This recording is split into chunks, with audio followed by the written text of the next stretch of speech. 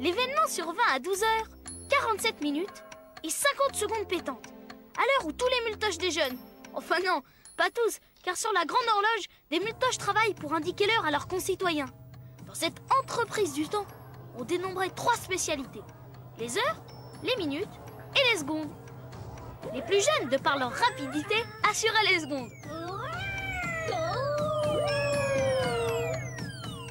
Les adultes, les minutes.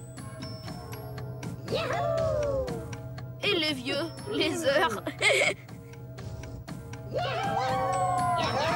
La retraite n'existait pas chez les muletoches.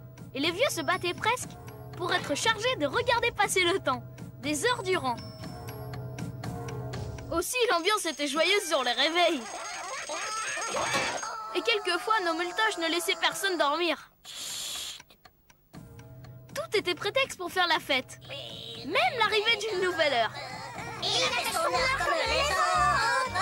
Les jeunes qui faisaient les secondes riaient et s'amusaient encore plus bruyamment que les autres.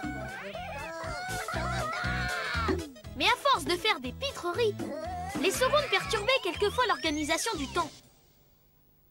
Comme ce petit 5 des secondes qui draguait une minute 7. Au début, il se contentait de lui adresser un sourire quand il la rencontrait. À 12 h, 47 minutes et 50 secondes par exemple. Puis un jour, il lui dit: si t'as une minute, y a pas une seconde à perdre. La minute 7 devint toute rouge et il lui donna un baiser. Mais le temps continuait à s'écouler et le 5 reçut la seconde qui suivait sur la tête. Et les secondes et les minutes tombèrent les unes sur les autres.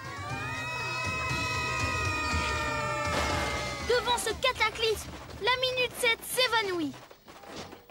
Le 8 furieux cria au 5: Attends une seconde que je t'attrape. Le 5 lui fit une grimace. Et le 8 se mit à courir après le 5 qui en 5-7 avait déguerpi.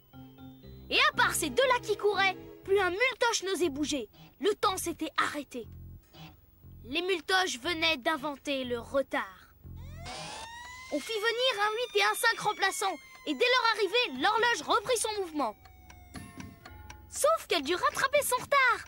Et c'est ainsi que pour la première fois, on vit des minutes qui durent à peine des secondes et des secondes qui défilèrent en un centième de seconde. Quand le chef de la grande horloge vérifia sur l'horloge d'en face qu'il était à l'heure, il claironna. Au 3e top, il sera exactement... Et patati et patatoche, c'est fou la vie chez les muletoches.